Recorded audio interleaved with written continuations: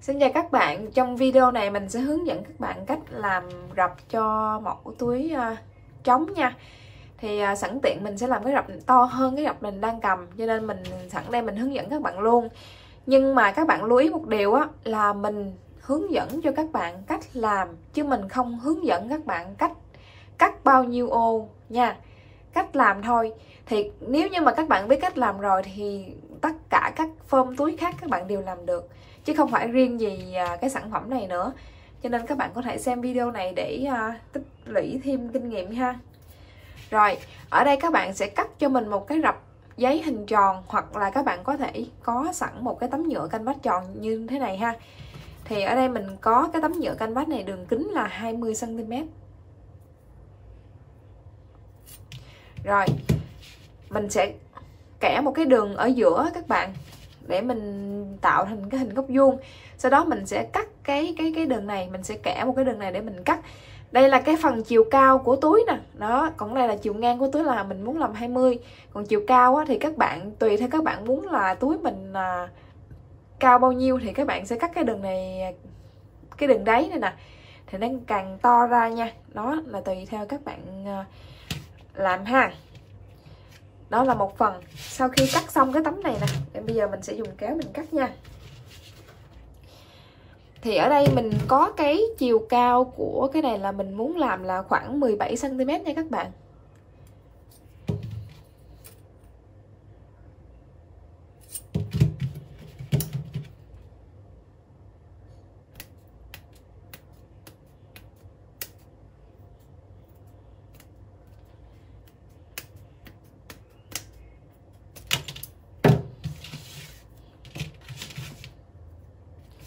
Rồi, bây giờ thì mình sẽ đặt cái sản phẩm này lên trên cái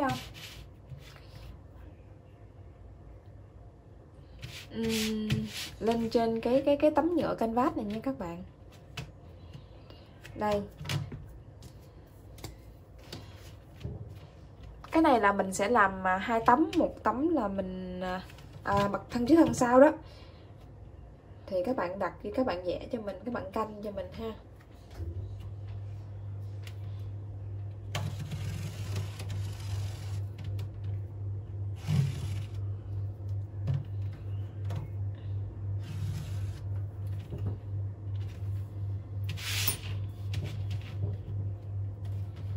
Các bạn canh chỉnh làm sao mà cho hai bên á, sản phẩm của mình nó đều nằm, nó đều cân đối với nhau. Ví dụ như là cái phần này nè, nó vừa lọt qua một cái chính giữa lỗ canvas, thì các bạn canh chỉnh hai bên cho nó đều nhau ha.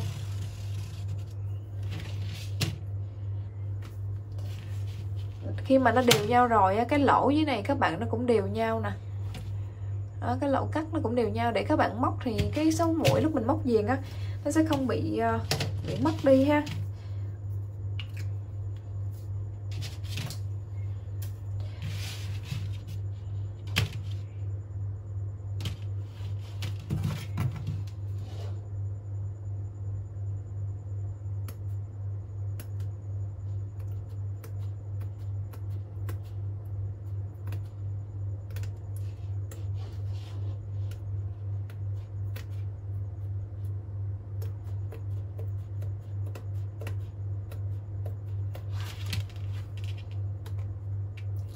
Đối với những mẫu túi khác á, thì khi làm rập thì mình sẽ làm bằng rập giấy nha. Tại cái này có tấm nhựa canvas sẵn cho nên mình mới sử dụng thôi. Chứ bình thường thì mình, đối với những cái dạng túi hộp thì mình sẽ dùng cái rập giấy để mình làm cái form túi. Sau đó rồi mình mới chỉnh ha.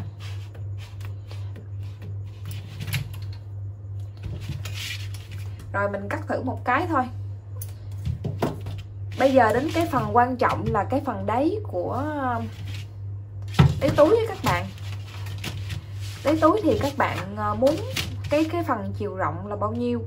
Ví dụ như cái chiều ngang thì mình đã có chiều ngang của cái này rồi. Các bạn đếm ô ở đây nè, những cái ô mà nó còn lại, còn đúng ô ha, thì cái ô nó bao nhiêu các bạn đặt vô đây cũng được, khỏi đếm mất công. Đây mình đặt ở đây thử xem là cái này nó có bao nhiêu ô ha, rồi mình gạch ngang cái phần đáy nè, nó vừa khớp với lại cái phần thân ha, cái số ô á, số ô canvas á. Rồi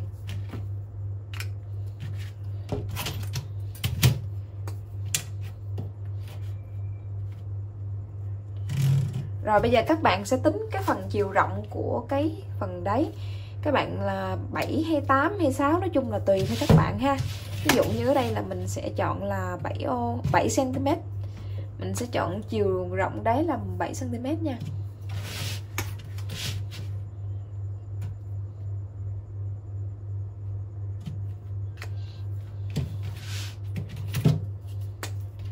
Phần đáy thì các bạn sẽ làm cho mình 2 miếng nha. Chắc túi này 2 miếng thì mình nghĩ là thiếu không ta? Thiếu canvas không ta? Dạ, dính này.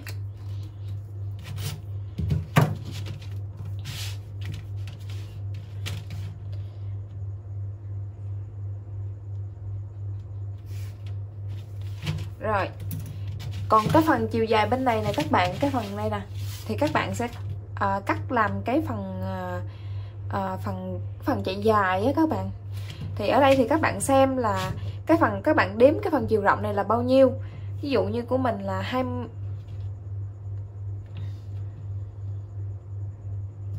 16 ô đi, thì các bạn sẽ trừ lấy 16, các bạn trừ lại cho 4 cho mình. Tại vì 4 nó là cái phần các bạn sẽ may dây kéo nè. Đó. Cái phần khoảng cách may dây kéo nè thì mình sẽ trừ 4 ô ha. Đây các bạn thấy là phần đáy nó rộng nè, còn cái phần dây kéo nữa các bạn phải trừ phần đó, chứ không mà không trừ thì đâu có chỗ mình may dây kéo đâu. Rồi bây giờ đây 16 thì mình sẽ trừ lại 4, hoặc là các bạn đo ở đây 1 2 3 4 thì là 5 cm ha, 5 cm chiều rộng. Hoặc là mình đếm ô, nói chung là cách nào cũng được, nhưng mà nên đếm ô nha các bạn, tại vì mình có số ô số 4 rồi, mình cứ việc mình đếm thôi. Rồi mình đếm lại 2 4 6 8 10 12. Rồi mình cắt cái 12 này với lại cái chiều dài hết luôn của tấm canvas nha.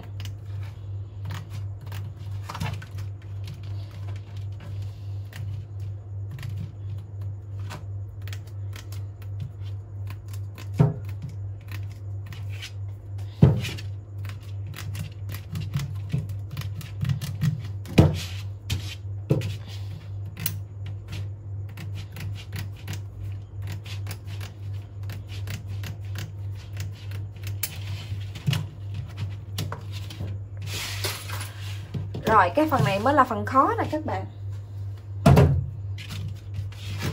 Phần khó là cái phần tính số mũi của phần hông á, chạy dài của phần hông á, làm sao mà cho vừa khớp với cái phần tròn của cái tấm hình tròn á. Này nè. Đó, cái đó là cái khó ha.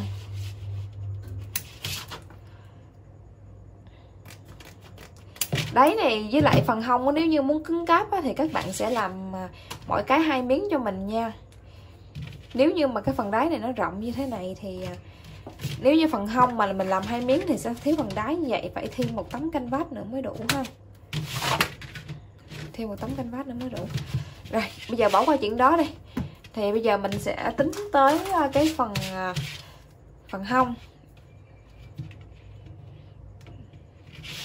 Phần hông túi này thì mình cũng làm đơn giản là mình đặt cái canvas nè, mình chạy bọc ngoài cái hình tròn này các bạn.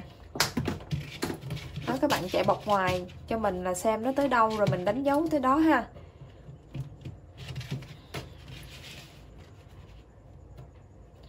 Các bạn để khớp ô chỗ này ha. Rồi mình sẽ chạy bọc vòng tròn.